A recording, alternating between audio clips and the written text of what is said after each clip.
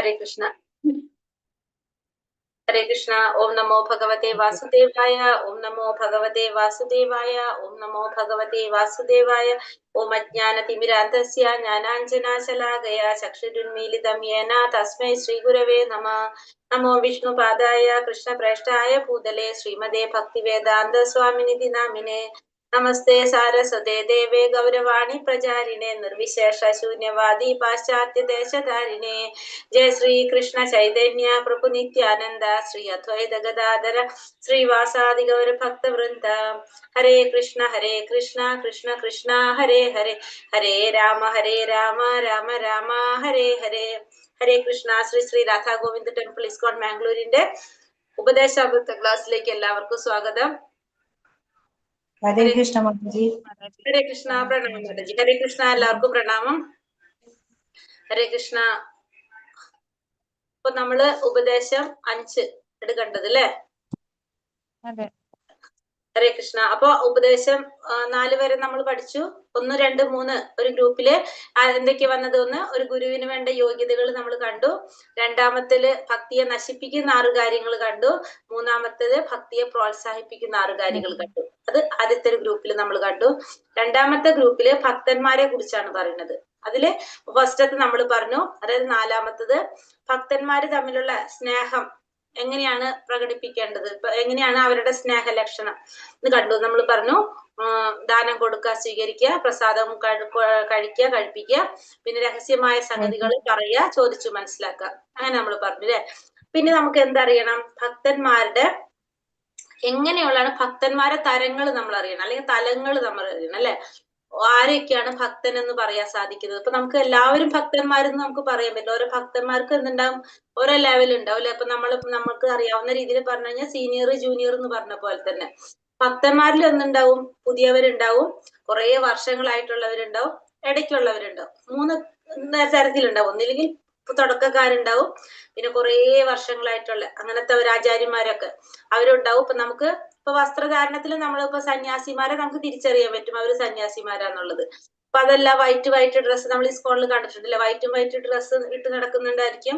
പക്ഷെ അവര് ചിലപ്പോ പ്രായത്തില് ചെറുപ്പായിരിക്കും, പക്ഷെ അവര് ചിലപ്പോ ചെറുപ്പാണെങ്കിലും എത്ര 10 വർഷം 20 വർഷമൊക്കെ ആയിട്ട് അവർ സർവീസ് ചെയ്യുന്നവരായിരിക്കും, കുറെ വർഷമായിട്ട്. അപ്പൊ നമ്മൾ വിചാരിക്കുന്നതാണ് അവർ പുതിയവരായിരിക്കും വിചാരിക്കും അല്ലെ. അപ്പൊ നമുക്ക് മനസ്സിലാവണമെന്നില്ല. അപ്പൊ ഓരോരുത്തരുടെ തലങ്ങള് എങ്ങനെയാണെന്നുള്ളത് നമുക്ക് മനസ്സിലാക്കാനായിട്ട് അപ്പൊ ഓരോരുത്തര് ഏത് രീതിയിലാണ് അവരൊക്കെ നമ്മൾ മാനിക്കേണ്ടത്. അപ്പൊ നമ്മള് പുതിയ ഭക്തന്മാരോട് എങ്ങനെ പെരുമാറണം, അല്ലാത്തവരോട് കുറെ വർഷങ്ങളായിട്ടുള്ള ഭക്തന്മാരോട് എങ്ങനെയാണ് പെരുമാറേണ്ടത്, അതൊക്കെയാണ് നമ്മള് 5-മത്തെ ഉപദേശത്തില് 5-മത്തെ ശ്ലോകത്തിൽ പറയണം. അപ്പൊ ഓരോ ഭക്തന്മാരുടെ തലങ്ങൾ നമ്മൾ ഓരോരുത്തരെയും എങ്ങനെ മനസ്സിലാക്കാൻ സാധിക്കും എന്നുള്ളതാണ് 5-മത്തെ പറയുന്നത്. 6-മത്തെ സമയം ഉണ്ടെങ്കിൽ എടുക്കാം നമുക്ക്. 6-മത്തെ നമ്മള് ഭക്തന്മാരോട് നമ്മൾ ഒരിക്കലും അപരാധം ചെയ്യാൻ പാടില്ല. അതായത് വൈഷ്ണവ അപരാധത്തെ കുറിച്ചാണ് 6-മത്തെ ഉപദേശം പറയുന്നത്. അപ്പൊ 4ഉം 5ഉം 6ഉം ആരായിട്ട് ബന്ധപ്പെട്ടതാണ്? ഭക്തന്മാരുമായിട്ട് ബന്ധപ്പെട്ടതാണ്. ഒന്ന്, ഭക്തന്മാര് തമ്മിലുള്ള സ്നേഹം പ്രകടിപ്പിക്കുന്നതിനെ കണ്ടു. 5-മത്തത് ഭക്തന്മാരുടെ തലങ്ങൾ, ഓരോ ഭക്തന്മാരെ കാറ്റഗറി തിരിക്കുന്നതാണ് 5. 6-മത്തത് ഭക്തന്മാരോട് ചെയ്യുന്ന അപരാധം. ഭക്തന്മാർ ഒരിക്കലും നമ്മള് അപരാധം ചെയ്യാൻ പാടില്ല എന്നുള്ളതാണ് 6-മത്തെ ഉപദേശത്തിൽ പറഞ്ഞത്. അതായത് നമ്മള് ഭക്തന്മാരുടെ അപരാധം എന്ന് വെച്ചിട്ടുണ്ടെങ്കിൽ നമ്മള് ബാഹ്യമായ രീതിയിൽ ഒരു ഭക്തനെ വിലയിരുത്താൻ പാടില്ല. അതാണ് 6-ൽ പറയുന്നത്. 5-മത്തേല് ഭക്തന്മാരെ തലങ്ങൾ നമുക്ക് പറഞ്ഞു തരും, ഓരോ ഭക്തന്മാരെ ആരൊക്കെയാണെന്ന്. അതിന് 3 പേര് പറയുന്നുണ്ട്: കനിഷ്ഠാധികാരി, മധ്യമാധികാരി, ഉത്തമാധികാരി. കനിഷ്ഠാധികാരി എന്ന് വെച്ചാല്, കനിഷ്ഠ ഭക്തൻ എന്ന് പറഞ്ഞാല് പുതിയതായിട്ടുള്ള ഭക്തൻ, തുടക്കക്കാരായിട്ടുള്ള ഭക്തരെ നമ്മള് കനിഷ്ഠ ഭക്തൻ എന്ന് പറയും. പിന്നെ 2-മത്തത് മധ്യമാധികാരി എന്ന് പറഞ്ഞാൽ എന്താണ്? മധ്യമത്തിലുള്ളത്, കുറച്ചും കൂടി കൂടുതലായിട്ട് വന്നിട്ടുള്ളവർ മധ്യമാധികാരി, മധ്യഭക്തർ എന്ന് പറയും. ഉത്തമാധികാരി എന്നല്ലെങ്കിൽ ഉത്തമ ഭക്തർ എന്ന് പറയുന്നത് ആചാര്യന്മാര്, ഗുരുക്കന്മാരൊക്കെ നമ്മൾ എന്ത് പറയും? ഉത്തമ ഭക്തർ. അവര് ശുദ്ധ ഭക്തന്മാരായിരിക്കും, ഉത്തമ ഭക്തർ എന്ന് പറയും. അപ്പൊ 1-മത്തത് പുതിയ ഭക്തന്മാര്, കനിഷ്ഠ ഭക്തര്.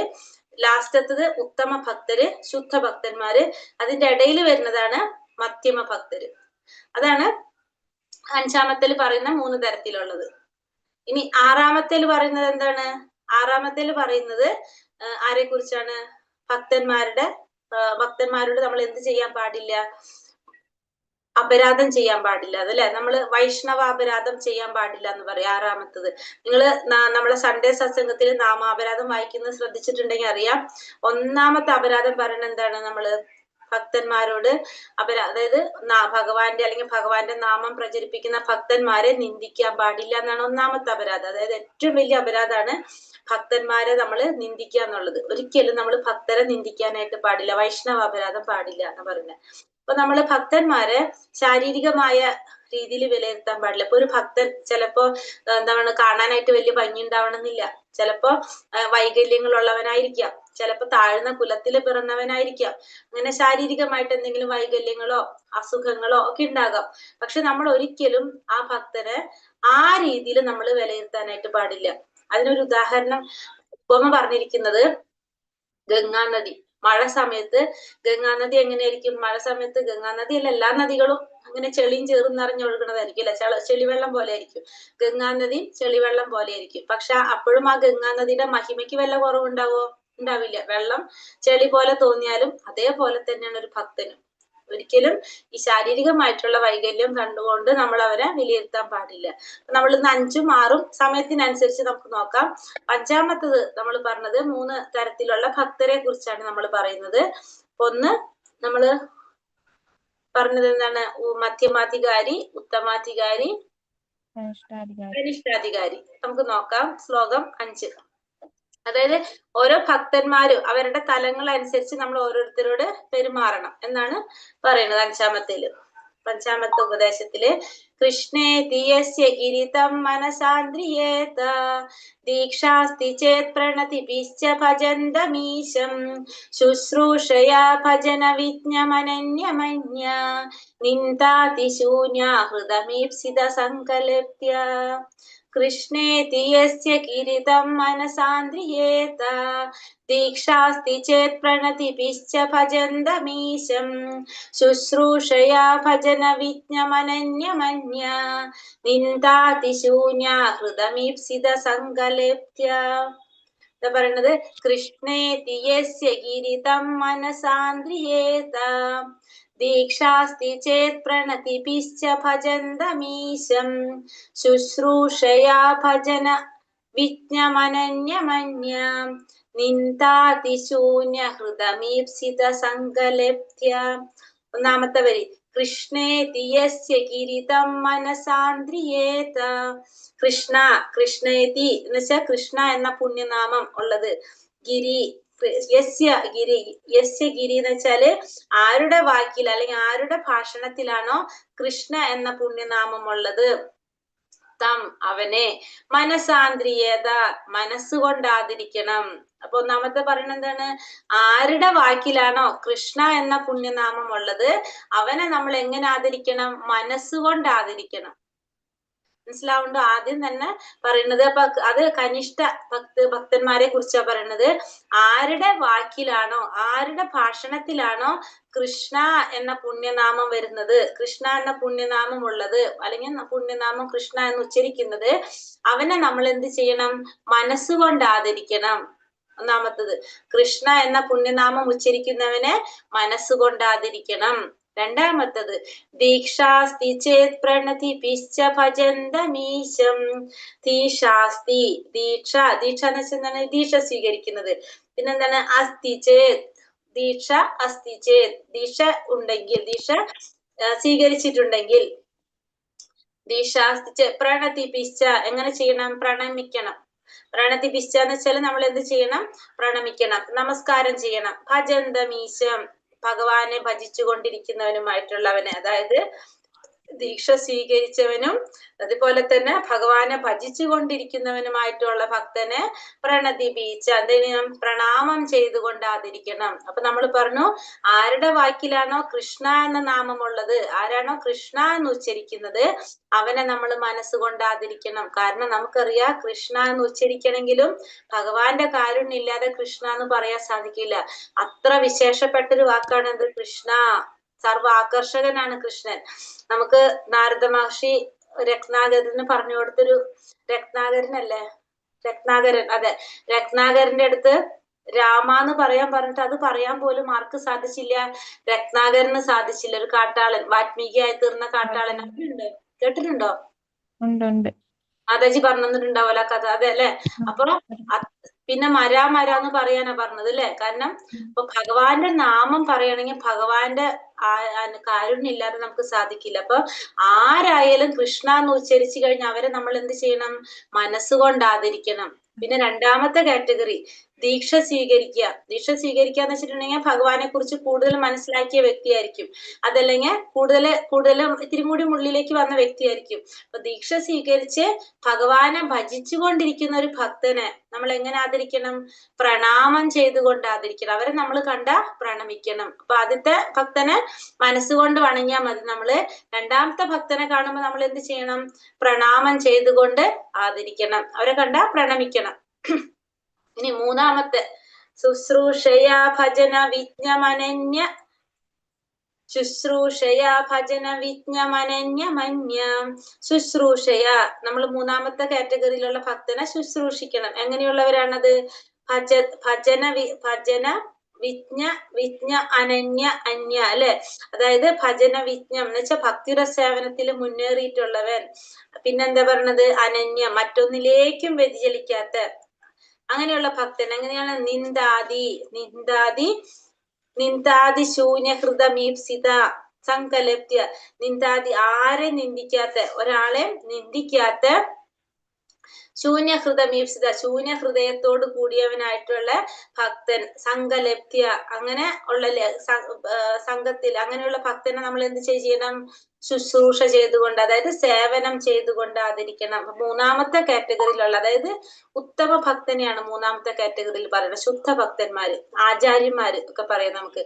അവര് എങ്ങനെയുള്ളവരാണ്?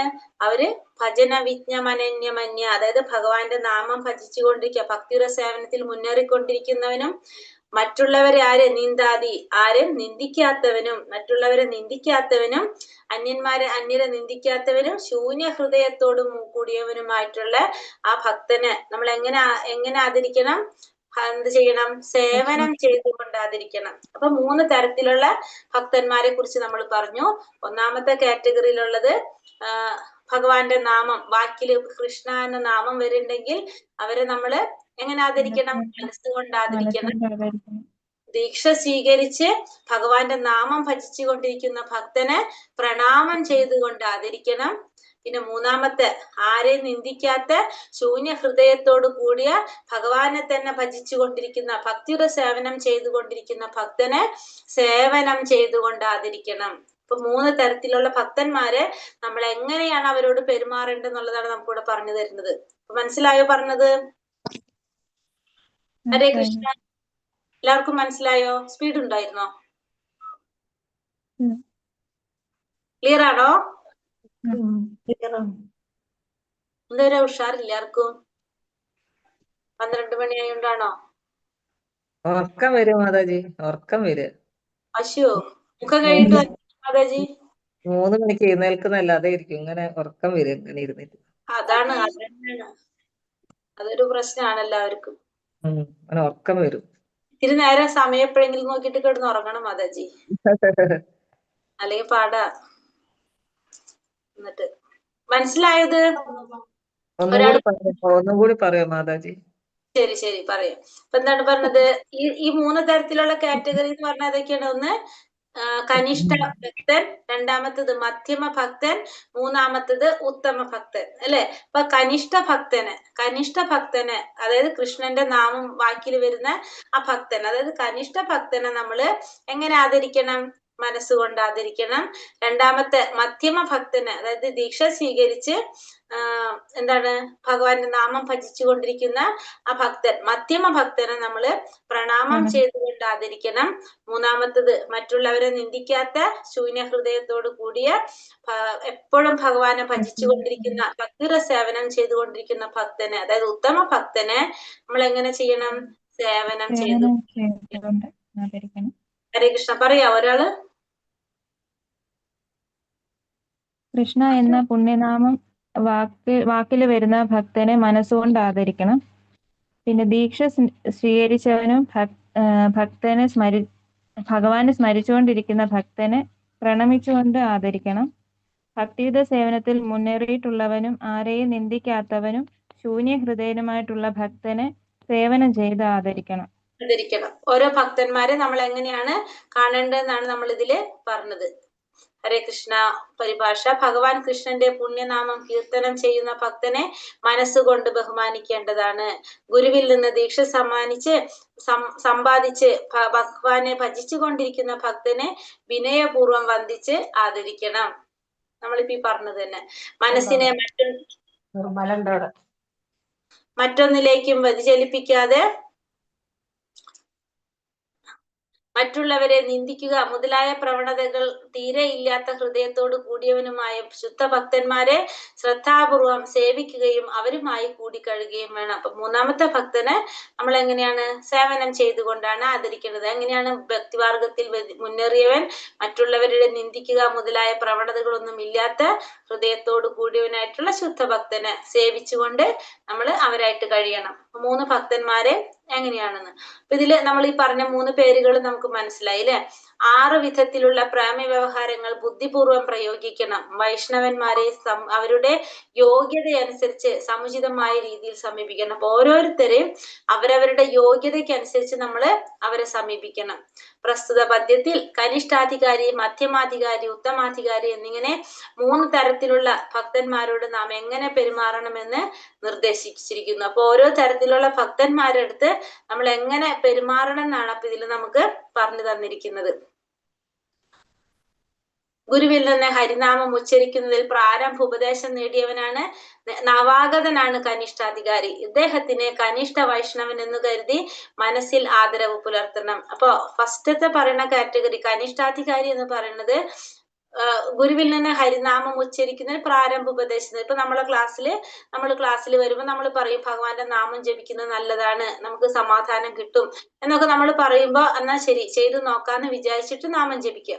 അങ്ങനെയുള്ളവരെ നമുക്ക് എന്ത് പറയാം? കനിഷ്ഠാധികാരി എന്ന് പറയാം. അപ്പൊ അവർക്ക് ഭഗവാനിൽ വിശ്വാസം ഉണ്ടായിട്ടോ അങ്ങനെയൊന്നല്ല, പക്ഷെ എല്ലാവരും ചെയ്യണു അപ്പൊ ഇങ്ങനെ പറഞ്ഞതല്ലോ ഒന്ന് നോക്കാം എന്നുള്ള രീതിയിൽ നമ്മൾ ചെയ്തു പോകാം. അതാണ് ആര്? കനിഷ്ഠ അധികാരി. അപ്പൊ അവര് ആ നാമം ജപിക്കുന്നു എന്നല്ലാതെ ബാക്കി പറയുന്ന നിയമങ്ങളൊന്നും അവർ പാലിക്കുന്നുണ്ടാവില്ല. അവര് അങ്ങനെ ഒന്നും ഉണ്ടാവില്ല. അവര് ഭഗവാന്റെ നാമം ജപിക്കുന്നു മാത്രം. ഇപ്പൊ ഇതിനേക്കാളും നല്ലത് വേറെ എന്ന് കേട്ട് കഴിഞ്ഞാൽ അവർ അതിലേക്ക് തിരിയുകയും ചെയ്യും. അങ്ങനെയുള്ളവരാണ് ആര്? കനിഷ്ഠാധികാരികള്. ശരിയായ ആചാര്യൽ നിന്ന് ഭക്തിമാർഗത്തിൽ ഉപദേശ ദീക്ഷ തേടി ഭഗവാനെ സേവിക്കുന്നതിൽ വ്യാപരിച്ചിരിക്കുന്നവരാണ് മധ്യമാധികാരി. രണ്ടാമത്തെ മധ്യമാധികാരി എന്ന് പറഞ്ഞാൽ കുറച്ചും കൂടി മനസ്സിലാക്കിയവരാണ്. അപ്പൊ അവര് ദീക്ഷ സ്വീകരിക്കും. ഭക്തിമാർഗത്തിൽ മുന്നേറാൻ ആഗ്രഹിച്ചുകൊണ്ട് ഒരു ഗുരുവിനെ സ്വീകരിച്ചു, ആ ദീക്ഷ നേടി പിന്നെ ഭഗവാന്റെ സേവനം ചെയ്തുകൊണ്ടിരിക്കുക. അങ്ങനെയുള്ളവരാണ് ആര്? മധ്യമാധികാരി. അത് ഭഗവാന്റെ നാമം ഭജിച്ചുകൊണ്ടിരിക്കുക, ഭഗവാനെ കുറിച്ച് മനസ്സിലാക്കുന്ന ഒരു മധ്യമാധികാരി. ഉത്തമാധികാരി എന്ന് പറഞ്ഞാല് ഭക്തിയിൽ വളരെ മുന്നേറിയവനായിരിക്കും. അങ്ങനെയുള്ള ഒരു വ്യക്തിയാണ് ആര്? ഉത്തമാധികാരി എന്ന് പറയുന്നത്.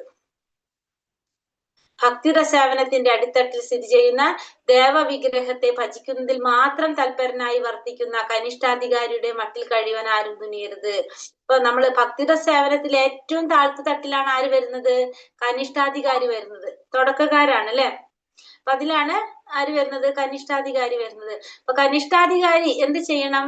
കൂടുതൽ ഭഗവാനെ കുറിച്ച് അറിഞ്ഞ് മുന്നിലോട്ട് പോകണം. അല്ലെങ്കിൽ നമ്മൾ എന്താണ് അവിടെ തന്നെ നമ്മൾ നിൽക്കും. അപ്പൊ അതുകൊണ്ട് എല്ലാവരും തുടക്കത്തിൽ ആരായിരിക്കും? കനിഷ്ഠ ഭക്തരായിരിക്കും. ആദ്യം നമ്മൾ ഭക്തിയിൽ വരുമ്പോ നമ്മളെല്ലാവരും കനിഷ്ഠ ഭക്തരായിരിക്കും. പിന്നീടാണ് നമ്മൾ പതുക്കെ ഉയർന്ന് മധ്യമാധികാരിയും ഉത്തമാധികാരിയായും ആവുന്നത്. അപ്പൊ ആരും കനിഷ്ഠാധികാരിയുടെ ലെവലിൽ തന്നെ നിൽക്കാനായിട്ട് ഒരിക്കലും ശ്രമിക്കരുത്. ഭഗവാനെ കുറിച്ച് മനസ്സിലാക്കി മുന്നിലേക്ക് പോകണം. അതാണ് പറയുന്നത്. പരമപുരുഷോത്തമനായ ഭഗവാനെ പരമപ്രേമ ഭാജനമായി കരുതി ആരാധിക്കുകയും ഭഗവത് ഭക്തന്മാരിൽ മൈത്രിയോടും അജ്ഞാനികളിൽ കൃപയോടും അസൂയാലുക്കളിൽ ഉപേക്ഷാബുദ്ധിയോടും പെരുമാറുകയും ചെയ്യുന്നവനാണ് മധ്യമാധികാരി. ഈ മധ്യമാധികാരി എങ്ങനെയായിരിക്കും? ഭഗവാനെ പ്രേമഭാജനമായിട്ട് കരുതി ഭഗവാനെ ആരാധിച്ചു കൊണ്ടിരിക്കുന്നു, പിന്നെ ഭക്തന്മാരോട് സ്നേഹത്തോടെ പെരുമാറും, അജ്ഞാനികളോട് കൃപയോടെ പെരുമാറും, അസൂയാലുക്കളെ ഉപേക്ഷ ബുദ്ധിയോടെ. അവരെ മൈൻഡ് ചെയ്യുണ്ടാവില്ല മധ്യമാധികാരി. എങ്ങനെയാണ്? അപ്പൊ ഭക്തനെ ഭഗവാനെ പ്രേമഭാജനമായിട്ട് കരുതി ആരാധിക്കും. ഭക്തന്മാരോട് സ്നേഹത്തോടെ ആയിരിക്കും ഭക്തന്മാർ തമ്മില്. അജ്ഞാനികളോട് കൃപയോടെ പെരുമാറും. അസൂയാലുക്കളെയാണെങ്കിലോ അവരെ ഉപേക്ഷിക്കും. അങ്ങനെ ചെയ്യുന്ന ഭക്തന്മാരാണ് ആര്? മധ്യമാധികാരികള്. അസൂയാലുക്കൾ എന്ന് പറഞ്ഞാല് അതായത് ഭഗവാനെ കുറിച്ച് തെറ്റായിട്ട് പറയുന്ന ആസുരികവാദികൾ, അങ്ങനെയുള്ളവരെ ഇവര് എന്ത് ചെയ്യും? അവരോട് തർക്കിക്കാൻ ഒന്നിനും നിൽക്കില്ല, അവർ അവോയ്ഡ് ചെയ്യും. അങ്ങനെയുള്ളവരാണ് മധ്യമ അധികാരികൾ. അനുഭവജ്ഞാനം വെച്ച് ഭക്തന്മാർ പലതരത്തിലുണ്ട്. പ്രാകൃത ഭക്തൻ സാമാന്യന ഹരേ കൃഷ്ണ മന്ത്രം ജപിക്കാറുണ്ട്. പക്ഷെ അവർക്ക് മദ്യത്തിനോടും മദിരാശിയോടും ധനത്തോടും ആസക്തിയുണ്ട്. ഇങ്ങനെയുള്ളവരെ മനസ്സുകൊണ്ട് ബഹുമാനിച്ചാൽ മതി. നമ്മൾ പറഞ്ഞു അല്ലെ, കനിഷ്ഠ ഭക്തന്മാരെ കുറിച്ച് ഒന്നും കൂടി പറയാണ്. അവര് ഭഗവാന്റെ നാമം ജപിക്കുന്നുണ്ട്, പക്ഷെ അവർക്ക് എന്തുണ്ടാവില്ല? മദ്യം, മദിരാശി, ധനം ഇതിനോടൊക്കെ ആസക്തി ഉണ്ടാവും. അതായത് യമനിയമങ്ങളൊന്നും അവർ പാലിക്കുന്നുണ്ടാവില്ല. വെറുതെ നാമം ജപിക്കാൻ പറഞ്ഞു, അത് ചെയ്തു എന്ന് മാത്രം. അപ്പൊ അങ്ങനെയുള്ളവരെ നമ്മൾ എന്ത് ചെയ്താൽ മതി? മനസ്സുകൊണ്ട് ബഹുമാനിച്ചാൽ മാത്രം മതി. കൃഷ്ണാവബോധത്തിൽ ജാതി, വർണ്ണം മുതലായവയ്ക്കൊന്നും യാതൊരു പരിഗണനയുമില്ല. എല്ലാവർക്കും ഈശ്വര ഭജനത്തിനുള്ള അവസരം നൽകി വരുന്നു. അപ്പൊ കൃഷ്ണാവബോധത്തില് ജാതി, വർണ്ണം ഇതിനൊന്നും യാതൊരു പ്രസക്തിയുമില്ല. എല്ലാവർക്കും എന്ത് ചെയ്യുന്നുണ്ട്? ഭഗവാനെ ഭജിക്കാനുള്ള അവസരം നൽകി വരാന്ന് മാത്രമാണ് കൃഷ്ണാവബോധത്തിൽ ചെയ്യുന്നത്. അല്ലാതെ ജാതിക്കോ വർണ്ണത്തിനോ ഒന്നും യാതൊരു പരിഗണനയും എന്തിൽ കാണുന്നില്ല? കൃഷ്ണാവബോധത്തില് ഇല്ല. ദീക്ഷ കൊണ്ട് വിഷയസുഖങ്ങളിൽ ഒരാൾക്ക് ക്രമത്തിൽ വൈരാഗ്യം ജനിക്കും. ആത്മീയ ജീവിതത്തിൽ താല്പര്യം ഉണ്ടാവുകയും ചെയ്യും. അപ്പൊ ദീക്ഷ സ്വീകരിക്കുമ്പോ നമുക്ക് എന്താണ്? നമ്മളെ കൂടെ ഒരു സപ്പോർട്ടും കൂടി കിട്ടാണ്. നമ്മളെ കൂടെ ഒരു ബലം നമുക്ക് വരും അല്ലെ? ഗുരുവിന്റെ ഒരു കൈയും കൂടി നമ്മളെ കൂടെ വരാണ്. അപ്പൊ നമുക്ക് എന്താണ് സംഭവിക്കുന്നത്? ഗുരുവിന്റെ ആ സപ്പോർട്ട് കൂടി ഉണ്ടാവുന്നത് കൊണ്ട് നമുക്ക് ഇത്തിരി കൂടി നന്നായിട്ട് നമുക്ക് എന്ത് ചെയ്യാൻ സാധിക്കും? ഭക്തി ചെയ്യാനായിട്ട് സാധിക്കും. അപ്പൊ നമുക്ക് സ്വാഭാവികമായിട്ടും നാമജപം കുറച്ച് കൂട്ടി അല്ലെങ്കിൽ നല്ല രീതിയിൽ വരുമ്പോ നമുക്ക് ഭൗതികമായ വിഷയങ്ങളിൽ നമുക്ക് വൈരാഗ്യം ഉണ്ടാകും. ഒപ്പം തന്നെ ആത്മീയമായ ജീവിതത്തിൽ എന്തും വരും? ആസക്തി ഉണ്ടാകുക അല്ലെങ്കിൽ താല്പര്യം ഉണ്ടാവുകയും ചെയ്യും. നമുക്ക് ദീക്ഷ സ്വീകരിക്കുവാൻ തയ്യാറായ ഒരാൾ തപസ്, ബ്രഹ്മചര്യം, ശരീരത്തിന്റെയും മനസ്സിന്റെയും നിയന്ത്രണം എന്നിവ പരിശീലിക്കുവാൻ തയ്യാറാകണം. ഒരു വ്യക്തി ദീക്ഷ സ്വീകരിക്കാൻ തയ്യാറായി കഴിഞ്ഞാല് അയാള് തപസ്, ബ്രഹ്മചര്യം, നിയന്ത്രണം, മനസ്സിന്റെ ശരീരത്തിന്റെ നിയന്ത്രണം ഇത് നമ്മൾ പരിശീലിച്ചുകൊണ്ടിരിക്കണം. ദീക്ഷ സ്വീകരിക്കാൻ ഒരു വ്യക്തി തയ്യാറാണെങ്കിൽ നമുക്ക് തപസ്, ബ്രഹ്മചര്യം, മനസ്സിന്റെയും ശരീരത്തിന്റെയും നിയന്ത്രണം ഇതൊക്കെ നമ്മൾ പതുക്കെ പരിശീലിച്ച് കൊണ്ടുവരണം. തത് വിജ്ഞാനാർത്ഥം സ ഗുരുമേവാഭിഗച്ഛേത്.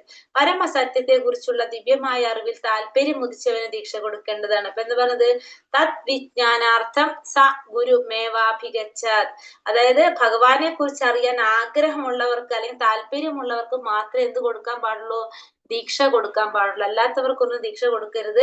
തത് വിജ്ഞാനാർത്ഥം സ ഗുരുമേവാഭിഗച്ഛാത്. അത്രയും ആ പരമസത്യത്തെ കുറിച്ച് അറിയാനായിട്ട് താല്പര്യമുള്ളവർക്ക് മാത്രമാണ് എന്തിനർഹതയുള്ളത്? ദീക്ഷ നേടാനായിട്ട് അർഹതയുള്ളത്. കൃഷ്ണന്റെ പുണ്യനാമങ്ങൾ ജപിക്കുന്നതിന് എത്രയോ ഉത്കർഷദായകം അത്രേ. വൈകല്യം കൂടാതെ 10 തരം നാമാപരാധങ്ങൾ ഉള്ളതിൽ ഒന്നുപോലും കൂടാതെ ഹരേ കൃഷ്ണ മഹാമന്ത്രം ഒരാൾ ശ്രദ്ധാപൂർവം ജപിക്കുന്ന പക്ഷം അയാൾക്ക് അനുക്രമം ഉയർന്ന് ഈശ്വരന്റെ നാമത്തിനും ഈശ്വരനും തമ്മിൽ വ്യത്യാസമില്ലെന്ന് അറിയുന്നൊരവസ്ഥയിലെത്തും. അതായത് ഭഗവാന്റെ പുണ്യനാമം ജപിക്കുന്നതില് അതായത് വൈകല്യം കൂടാതെ 10 നാമാപരാധങ്ങളുണ്ട്. ആ 10 നാമാപരാധങ്ങളിലെ ഒന്നുപോലും ഇല്ലാതെ, ഒരു നാമാപരാധം ഒന്നും ഇല്ലാതെ ആ മഹാമന്ത്രം ശ്രദ്ധയോടുകൂടി ഒരാൾ ജപിക്കുമ്പോൾ അയാൾക്ക് എന്ത് മനസ്സിലാക്കും? ഭഗവാനും ഭഗവാന്റെ നാമത്തിനും തമ്മിൽ ഒരു വ്യത്യാസമില്ലെന്ന് മനസ്സിലാക്കും. എപ്പോഴാണ് ആ 10 നാമാപരാധങ്ങൾ ഒന്നും പോലും നമുക്ക് ഇല്ലാതെ, അപരാധങ്ങൾ ഇല്ലാതെ നാമം ജപിക്കാൻ തുടങ്ങുമ്പോൾ നമുക്ക് മനസ്സിലാവും ഭഗവാനും ഭഗവാന്റെ നാമം ഒന്ന് തന്നെയാണെന്ന് നമുക്ക് മനസ്സിലാക്കാനായിട്ട് സാധിക്കും. ഒരാൾ ഒരു തവണയെങ്കിലും കൃഷ്ണ എന്ന് ഉച്ചരിച്ചാൽ അയാൾ ശ്രേഷ്ഠനാണെന്ന് കരുതണം. ഒരു വ്യക്തി ഒരു പ്രാവശ്യമെങ്കിലും അയാൾക്ക് കൃഷ്ണ എന്ന് ഉച്ചരിക്കാൻ സാധിച്ചു കഴിഞ്ഞാൽ അയാൾ ആരാണ്? ശ്രേഷ്ഠനാണ്. ഭഗവാൻ നാമകീർത്തനത്തിൽ വീഴ്ച വരുത്തിയത് മൂലം ജീവിതത്തിന്റെ ഭൗതിക വശത്തേക്ക് ക്രമത്തിൽ പലരും അധപതിച്ചതായിട്ട് കണ്ടിട്ടുണ്ട്. ഭഗവാന്റെ നാമം ജപിക്കുന്നതിൽ വീഴ്ച വരുത്തി കഴിഞ്ഞാല് നമ്മള് പതുക്കെ നമ്മുടെ ജീവിതത്തില് ഭൗതിക വശത്തേക്ക് വീഴ്ച വരാണ് ചെയ്യുന്നത്. കാരണം ഭഗവാന്റെ നാമം ജപിക്കുന്നതിൽ നമ്മൾ വീഴ്ച വന്നു കഴിഞ്ഞാൽ നമുക്ക് എന്താ വരുന്നത്? ആത്മീയമായിട്ടുള്ള ഈ ആസക്തി കുറഞ്ഞു വരും. വീണ്ടും നമ്മൾ എവിടേക്ക് തന്നെ പോകും?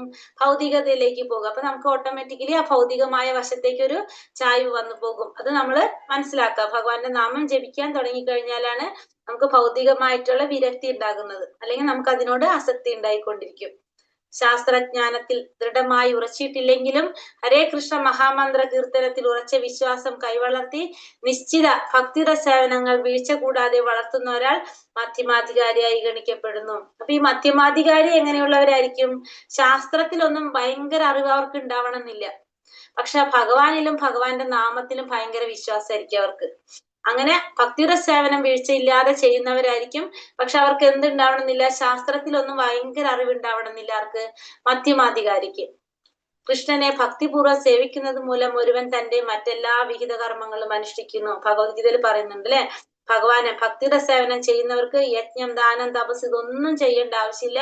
അത് ചെയ്യുന്നതിന്റെ ഫലം ഭഗവാന്റെ നാമം ഉച്ചരി, അതായത് ഭക്തിയുടെ സേവനം ചെയ്യുന്നതിലൂടെ തന്നെ ഒരാൾക്ക് പ്രാപ്തമാക്കാൻ സാധിക്കുമെന്നും. അതായത് ഭക്തിയുടെ സേവനം ചെയ്യുകയാണെങ്കിൽ പിന്നെ വേറെ നമ്മള് യജ്ഞവും ദാനവും തപസ്സൊന്നും ചെയ്യേണ്ട ഒരാവശ്യവും ഇല്ല. അതിന്റെ ഫലം ഇതിലൂടെ തന്നെ നമുക്ക് കിട്ടുകയാണ് ചെയ്യുന്നത്. ഭഗവത്ഗീത മനസ്സിലാക്കാനുള്ള ശരിയായ രീതി ഭഗവത്ഗീതയിലെ എല്ലാ ഉപദേശങ്ങളും പൂർണ്ണമായി സ്വീകരിക്കുക എന്നതാണ്. ഹരേ കൃഷ്ണ മഹാമന്ത്രത്തിൽ നിരന്തരം മുഴുകുന്നവന് തന്റെ ആത്മീയ വ്യക്തിത്വം അറിയാൻ കഴിയും. അപ്പോ ഭഗവത്ഗീത മനസ്സിലാക്കാനുള്ള ഒരു ശരിയായ രീതി എന്താണ്? ഭഗവത്ഗീതയിലെ ഉപദേശങ്ങളെല്ലാം നമ്മൾ സ്വീകരിക്കുക.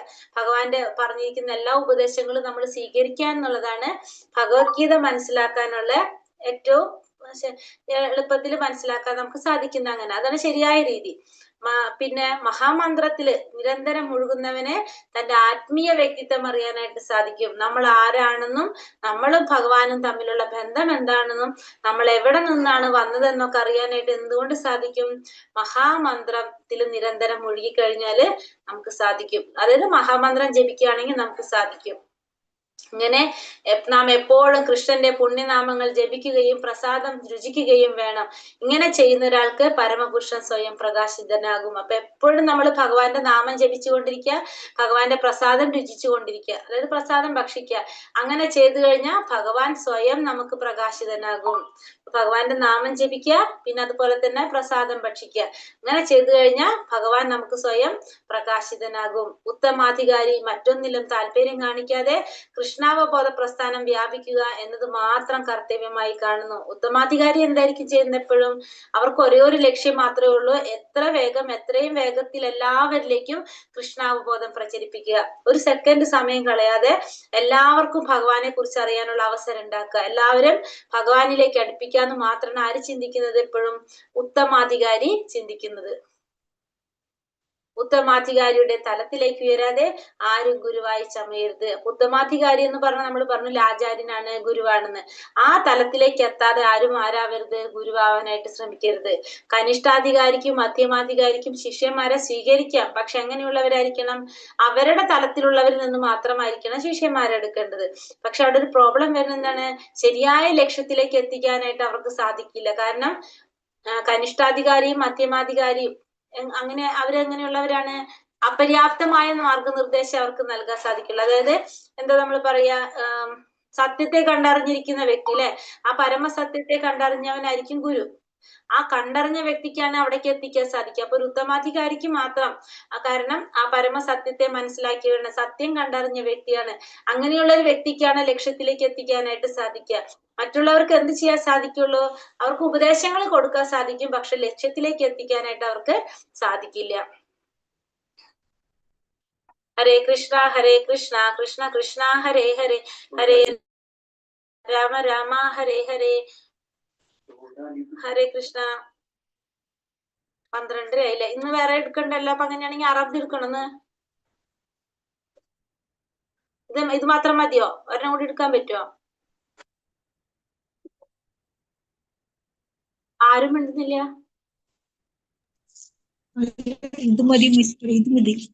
മതി. ഹരേ കൃഷ്ണ. അപ്പൊ ഇന്നത്തെ എന്താ പറഞ്ഞത്? അതാ ചോദിച്ചാൽ ആരും മിണ്ടണില്ലല്ലോ എന്ന് ചോദിച്ചത് ഞാൻ. എടുക്കാം. എടുക്കണോ എടുക്കണ്ടേ എന്ന് പറഞ്ഞ് ഇതിന്റെ ക്വസ്റ്റ്യൻ ആൻസർ പറയണോ? എടുക്കുന്നുണ്ടെങ്കിൽ അടുത്തും കൂടി എടുത്തിട്ട് ക്വസ്റ്റ്യൻ ആൻസർ പറയും, അതല്ലെങ്കിൽ ഇപ്പൊ ക്വസ്റ്റ്യൻ ആൻസർ പറയും. എന്താ ചെയ്യണ്ടേ? മാതാജിയുടെ ഇഷ്ടം. 1 മണി വരെ ഇരിക്കുന്നുണ്ട്. പറയാം മാതാജി. മാതാജി എടുത്തു. മാതാജി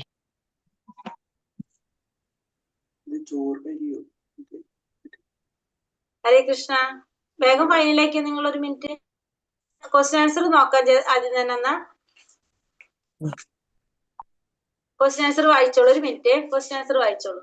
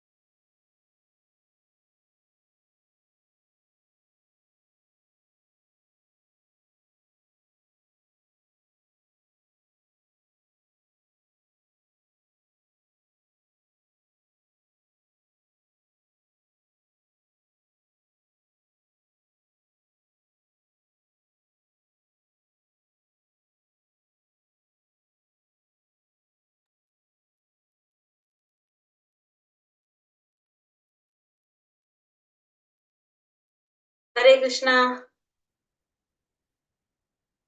ക്വസ്റ്റ്യൻ ആൻസർ അല്ലേ നോക്കണപ്പോ?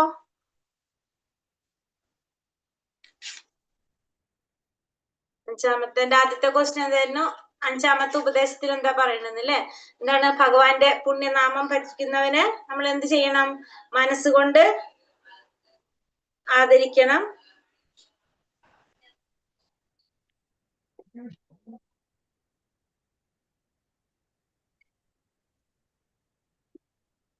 രണ്ടാമത്തേത് പിന്നെന്താ പറഞ്ഞത്? രണ്ടാമത് അതായത്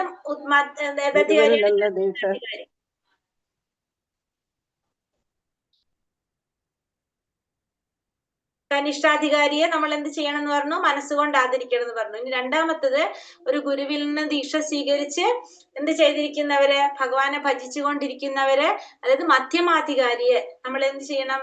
പ്രണാമം ചെയ്തുകൊണ്ട് ആദരിക്കണം. മൂന്നാമത്തെ കാറ്റഗറി എങ്ങനെയാണ്? ഭഗവാനെ ഭജിച്ചുകൊണ്ടിരിക്കുന്ന ശുദ്ധ ഭക്തന്മാര്, ഒരാളെ നിന്ദിക്കാത്ത ഭക്തിയുടെ സേവനം ചെയ്തുകൊണ്ടിരിക്കുന്ന ഭക്തനെ നമ്മള് സേവനം ചെയ്തുകൊണ്ട് ആദരിക്കണം. അതായത് ഉത്തമാധികാരിയെ സേവനം ചെയ്തുകൊണ്ട് ആദരിക്കണം. അങ്ങനെ 3 തരത്തിലുള്ളവരെ കുറിച്ച് ആണ് ഈ ശ്ലോകത്തില് നമുക്ക് പറഞ്ഞു തരുന്നത്. ഇനി രണ്ടാമത്തത്, 3 തരത്തിലുള്ള ഭക്തന്മാർ ആരൊക്കെയാണ്? ഉത്തമാധികാരി, മധ്യമാധികാരി, കനിഷ്ഠാധികാരി. 3 തരത്തിലുള്ളവര്. ഉത്തമ, മധ്യമ, കനിഷ്ഠ. 3 തരത്തിലുള്ള ഭക്തന്മാര്. ഉത്തമാധികാരിയുടെ പ്രത്യേകതകൾ എന്തൊക്കെയാണ്?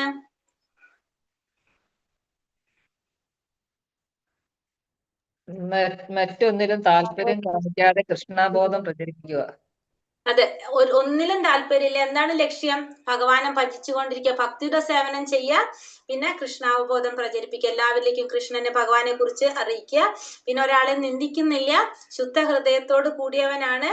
പിന്നെന്താണ്? ഭഗവാനെ ഭജിച്ചുകൊണ്ടിരിക്കുന്നവനാണ്, അല്ലെ? വേറെ ഒന്നും ചെയ്യുന്നില്ല. അങ്ങനെയുള്ള വ്യക്തിയാണ് ആര്? ഉത്തമാധികാരി. ഒരു ശാസ്ത്രങ്ങളൊക്കെ നന്നായിട്ട് അറിയുന്ന വ്യക്തിയായിരിക്കും. ഒരു ആചാര്യനാവാൻ വേണ്ട യോഗ്യതകളുള്ള വ്യക്തിയായിരിക്കും ആര്? ഉത്തമാധികാരി. ഈ രണ്ടാമത്തത്, മധ്യമാധികാരിയുടെ പ്രത്യേകതകൾ എന്താണ്? മധ്യമാധികാരി ഒരു ഗുരുവിൽ നിന്ന് ദീക്ഷ സ്വീകരിച്ച് ഭഗവാനെ ഭജിച്ചുകൊണ്ടിരിക്കുന്ന ഭക്തനാണ് മധ്യമാധികാരി. മധ്യമാധികാരി എങ്ങനെയാണ്? ഭക്തന്മാരോട് സ്നേഹത്തോടെ പെരുമാറും, അജ്ഞാനികളോട്, അതായത് പുതുഭക്തന്മാരോട് കൃപയോടെ പെരുമാറും, അസൂയക്കാരോട് എന്ത് ചെയ്യണം? ഉപേക്ഷാഭാവത്തോടെ ആയിരിക്കും പെരുമാറുന്നത് മധ്യമാധികാരി. 3 തരത്തില് ഓരോരുത്തരുടെ കണ്ടിട്ട്, അതായത് എല്ലാവരും കണ്ട് മനസ്സിലാക്കി അതിനനുസരിച്ച് പ്രവർത്തിക്കുന്ന വ്യക്തിയായിരിക്കും ആര്? മധ്യമാധികാരി. അതായത് മധ്യമാധികാരി നടുക്ക് നിൽക്കുകയാണ്, അല്ലെ? അപ്പൊ അതുകൊണ്ട് പുതിയ ഭക്തന്മാരെ കുറിച്ച് മനസ്സിലാക്കി അവരോട് അതിനനുസരിച്ച് പെരുമാറും. ഉത്തമാധികാരികളോട് അതിനനുസരിച്ച് പെരുമാറും. അസൂയക്കാരോട്, അതായത് ഭഗവാനെ വിശ്വസിക്കാത്ത ഭക്തന്മാരല്ലാത്തവര്, അവരെ അടുത്ത് അവരെന്ത് ചെയ്യും? അവഗണിക്കും. അങ്ങനെയാണ് ആര് ചെയ്യുക? മധ്യമാധികാരി പ്രവർത്തിക്കുന്നത്. എങ്ങനെയുള്ളവർക്കാണ് ഭഗവാൻ സ്വയം പ്രകാശിതമാക്കുന്നത്? ഭഗവാന്റെ നാമം ജപിച്ചുകൊണ്ടിരിക്കുന്നവനും പ്രസാദം രുചിച്ചുകൊണ്ടിരിക്കുന്നവനും അല്ലെ, പ്രസാദം ഭക്ഷിക്കുന്നവനും അവരുടെ മുന്നില് ഭഗവാൻ പ്രകാശിതനാകും, സ്വയം പ്രകാശിതനാകും എന്ന് പറയാം. ഭഗവാന്റെ നാമം ജപിക്കുക, പ്രസാദം കഴിക്കുക. തപസ ബ്രഹ്മചര്യേണ ശമേന ച ദമേന ച എന്ന് പറഞ്ഞാൽ എന്താണ്? ഭാഗവതത്തിലെ പ്രസ്താവന വ്യക്തമാക്കുക. അതായത് ദീക്ഷ സ്വീകരിക്കണമെങ്കിൽ നമ്മൾ എന്ന് വെച്ചാൽ രാജാവിൽ നിന്ന് ദീക്ഷ സ്വീകരിക്കാൻ തയ്യാറായി കഴിഞ്ഞാൽ അയാള് തപസ്, ബ്രഹ്മചര്യം, ശരീരത്തിന്റെയും മനസ്സിന്റെയും നിയന്ത്രണം എന്നിവ പരിശീലിക്കാൻ തയ്യാറാകണം. ഒരു ഭക്തൻ ദീക്ഷ സ്വീകരിക്കാനായിട്ട് തീരുമാനിച്ചു കഴിഞ്ഞാൽ തപസ്, ബ്രഹ്മചര്യം, ശരീരത്തിന്റെയും മനസ്സിന്റെയും നിയന്ത്രണം ഇത് പരിശീലിച്ചു കൊണ്ടിരിക്കണം നമ്മൾ. അതായത് നമ്മള് കഴിക്കാൻ പാടില്ലാത്ത, നമുക്ക് പാടില്ലാത്ത ഒരു ഭക്ഷണം കണ്ടു കഴിഞ്ഞാൽ നമുക്ക് കഴിക്കാൻ തോന്നരുത്. നമുക്ക് എന്ത് വേണം? നിയന്ത്രണം ചെയ്യാനായിട്ട് നിയന്ത്രണങ്ങൾ നമ്മളിൽ ഉണ്ടാക്കാൻ നമുക്ക് സാധിക്കണം. എപ്പോഴാണ് ഒരു വ്യക്തി ഈശ്വരന്റെ നാമത്തിനും ഈശ്വരനും തമ്മിൽ ഒരു വ്യത്യാസം ഇല്ലെന്ന നിലയിലേക്ക് എത്തിച്ചേരുന്നത്? എപ്പോഴാണ്? വൈകല്യം കൂടാതെ 10 നാമാപരാധങ്ങൾ പറയുന്നുണ്ട് അല്ലെ. അപ്പൊ ആ 10 നാമാപരാധങ്ങൾ ഒന്നും പോലും ഇല്ലാതെ ഭഗവാന്റെ നാമം ജപിക്കാനായിട്ട് സാധിക്കുകയാണെങ്കിൽ ആ വ്യക്തിക്ക് എന്ത് മനസ്സിലാകും? ഭഗവാനും ഭഗവാന്റെ നാമത്തിനും തമ്മില് യാതൊരു വ്യത്യാസം ഇല്ല എന്ന വ്യക്തിക്ക് മനസ്സിലാക്കാനായിട്ട് സാധിക്കും. 10 നാമാപരാധങ്ങള് അതില് ഒന്നുപോലും ഞാൻ ഇട്ടുതരാൻ ഇല്ലെങ്കിൽ പോസ്റ്റ് ചെയ്യാം നമ്മുടെ ഗ്രൂപ്പില് 10 നാമാപരാധങ്ങൾ ഏതൊക്കെയാണെന്ന്. അപ്പൊ ആ നാമാപരാധങ്ങൾ ഒന്നുപോലും ഇല്ലാതെ നമുക്ക് ഭഗവാന്റെ നാമം ജപിക്കാൻ സാധിക്കുക. അതിന് കുറെ സമയം എടുക്കും, പെട്ടെന്നൊന്നും നടക്കില്ല നാമാപരാധം ഇല്ലാതെ നാമം ജപിക്കുക എന്ന് പറയുമ്പോ. കാരണം ഇപ്പൊ നമ്മളെല്ലാവരും അപരാധത്തോടു കൂടി നാമം ജപിക്കുന്നവരാണ്. എല്ലാവരും അപരാധത്തോടു കൂടിയാണ് നാമം ജപിക്കേണ്ടത്. പക്ഷെ അങ്ങനെയായാലും നമ്മൾ ജപിച്ച് വരുമ്പോ കുറെ നാൾ കഴിയുമ്പോ നമുക്ക് എന്തിലേക്ക് എത്തും? നമ്മള് നാമാഭാസത്തിലേക്ക് എത്തും. പിന്നെ നമ്മൾ ശുദ്ധനാമത്തിലെത്തും. അങ്ങനെയാണ് 3 കാറ്റഗറി വരുന്നത്. അപ്പൊ നമ്മളൊക്കെ അപരാധത്തിലായിരിക്കും നാമം ജപിക്കുന്നത്. ഒരാളും അപരാധം ഇല്ലാതെ ജപിക്കുന്നവരായിരിക്കില്ല. ഹരേ കൃഷ്ണ മാതാജി, ആദ്യമൊക്കെ ഞാൻ TV കണ്ടുകൊണ്ട് ജപിക്കുന്നത്, അത് തെറ്റാന്ന് പിന്നെ മനസ്സിലായേ. ഹരേ കൃഷ്ണ മാതാജി. എല്ലാവരും ഭക്തി ജീവിതം ആരംഭിക്കുന്നത് ഏതവസ്ഥയിലാണ്? കനിഷ്ഠാധികാരിയുടെ. എല്ലാവരും ആദ്യം ആരാണ്? കനിഷ്ഠ ഭക്തന്മാരായിരിക്കും. പിന്നീടാണ് നമ്മള് ഭഗവാനെ കുറിച്ച് കൂടുതൽ അറിയണം എന്ന് ആഗ്രഹിച്ച് ദീക്ഷ സ്വീകരിച്ച് മധ്യമാധികാരിയും പിന്നെ ഉത്തമാധികാരിയും ഒക്കെ ആകുന്നു. അപ്പൊ എല്ലാവരും ആദ്യം കനിഷ്ഠ ഭക്തന്മാരായിരിക്കും. രൂപഗോസ്വാമി ഭക്തരോട് ഉപദേശിക്കുന്നത് എന്താണ് ഈ ശ്ലോകത്തില്? നമ്മള് ആ ഭക്തന്മാരെ മനസ്സിലാക്കുക എന്നുള്ളത്. ഓരോ ഭക്തന്മാരെ നമ്മൾ മനസ്സിലാക്കണം. ആരാണ് ഉത്തമാധികാരി, ആരാണ് മധ്യമാധികാരി, ആരാണ് കനിഷ്ഠാധികാരി എന്ന് മനസ്സിലാക്കണം. അതിനുശേഷം ഓരോരുത്തരോടും എങ്ങനെയാണ് സമീപിക്കേണ്ടത്, അല്ലെങ്കിൽ ഓരോരുത്തരോടും എങ്ങനെയാണ് പെരുമാറേണ്ടതെന്നും നമ്മൾ മനസ്സിലാക്കുക. അതാണ് ഈ ശ്ലോകത്തില് എടുത്തു പറയുന്നത്. അപ്പൊ നമുക്ക് ഈ ശ്ലോകത്തിലൂടെ നമുക്ക് മനസ്സിലാക്കാൻ സാധിക്കുന്നത് ഓരോരുത്തരും ഏത് കാറ്റഗറിയിലാണെന്ന് നമുക്കറിയണം. അതിനനുസരിച്ചായിരിക്കണം നമ്മൾ അവരെ സമീപിക്കേണ്ടത്. ഇനി കനിഷ്ഠാധികാരിയെ കുറിച്ച് വിശദമാക്കുക. കനിഷ്ഠാധികാരി എന്ന് പറഞ്ഞാൽ എങ്ങനെയുള്ള ഭക്തനാണ്? നമ്മൾ പറഞ്ഞു നവാഗതനാണ്, പുതിയ ഭക്തനാണ്. ഭഗവാന്റെ നാമം ജപിക്കുന്നുണ്ടാവും, പക്ഷെ ഇപ്പൊ എന്താ പറയാ, യമനിയമങ്ങളൊന്നും പാലിക്കുന്നുണ്ടാവില്ല. അതുപോലെ തന്നെ അവർക്ക് മറ്റ് ഭക്തന്മാരെ കുറിച്ച്, മധ്യമപധികാരിയെ കുറിച്ചോ പിന്നെ തന്നെ ശുദ്ധ ഭക്തന്മാരെ കുറിച്ച് അല്ലെങ്കിൽ ഉത്തമ ഭക്തന്മാരെ കുറിച്ചൊന്നും അവർക്ക് യാതൊരു അറിവുണ്ടാവില്ല. പുതിയ ഭക്തന്മാരാണ് അല്ലെ. അപ്പൊ അതുകൊണ്ട് അവർക്ക് ഈ സിസ്റ്റം ഒന്നും അവർക്ക് അറിയില്ല. അപ്പൊ അങ്ങനെയുള്ളവരായിരിക്കും കനിഷ്ഠ ഭക്തന്മാര്. പിന്നെ അവരുടെ ധാരണ ഭഗവാൻ എവിടെ മാത്രമേ ഉള്ളൂ? അമ്പലത്തിൽ പോയാലേ ഭഗവാനെ കാണാൻ സാധിക്കുള്ളൂ. നമ്മള് വേറെ എവിടെയും ചെന്നാൽ ഭഗവാൻ ഉണ്ടാവില്ല. എവിടെയാണ് ആ ഭഗവാൻ ഇരിക്കുന്നത്? അമ്പലത്തിൽ മാത്രം. അങ്ങനെയാണ് അവര് വിചാരിക്കുന്നത്. അപ്പൊ അതേപോലെ തന്നെ വേറെ ആരെങ്കിലും അവരോട് പറയാണ് ഇതിനേക്കാളും നല്ലത് വേറെ, ഇപ്പൊ ദേവിയെ ആരാധിച്ചു കഴിഞ്ഞാൽ ഇതിനേക്കാൾ സ്പീഡിൽ ഫലം കിട്ടും എന്ന് പറഞ്ഞാൽ ഇവരിതൊക്കെ എടുത്തു വെച്ചിട്ട് എന്ത് ചെയ്യും? അതിലേക്ക് തിരിയും. അങ്ങനെയുള്ളവർ, അതായത് നമുക്ക് ഭഗവാനിൽ വിശ്വാസം വന്നിട്ടില്ല, നമ്മൾ ഒരു കർമ്മം ചെയ്യുന്ന പോലെ അല്ലെങ്കിൽ മറ്റുള്ളവർ പറഞ്ഞതനുസരിച്ച് നമ്മൾ ചെയ്യുന്നു മാത്രം.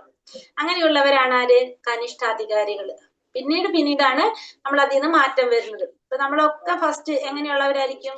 കനിഷ്ഠ ഭക്തരായിരിക്കും. പിന്നെ നമ്മൾ മനസ്സിലാക്കുമ്പോഴാണ് നമ്മള് പിന്നെ കൂടുതൽ ഇതിലേക്ക് വരുന്നത്. അപ്പൊ അതാണ് ഈ 5ാമത്തെ ഉപദേശത്തിൽ പറയുന്നത്. അപ്പൊ 4ഉം 5ഉം നമ്മൾ കണ്ടു, ഭക്തന്മാരെ കുറിച്ചാണ് പറഞ്ഞത്.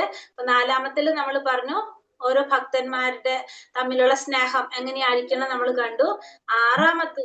5ാമത്തില് നമ്മൾ കണ്ടു ഭക്തന്മാരുടെ തലങ്ങൾ, ഓരോ ഭക്തന്മാരുടെ തലങ്ങൾ. അപ്പൊ 3 തരത്തിൽ പറഞ്ഞു.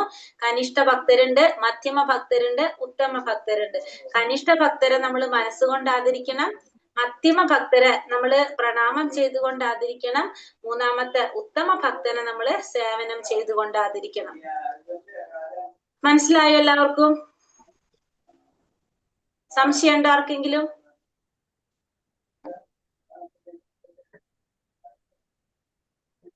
ഇതില് എല്ലാവരും കുറഞ്ഞ ഞാൻ സമയം മാറ്റിക്കൊണ്ട് കുറഞ്ഞതാണോ? ഇല്ല, മനസ്സിലായി.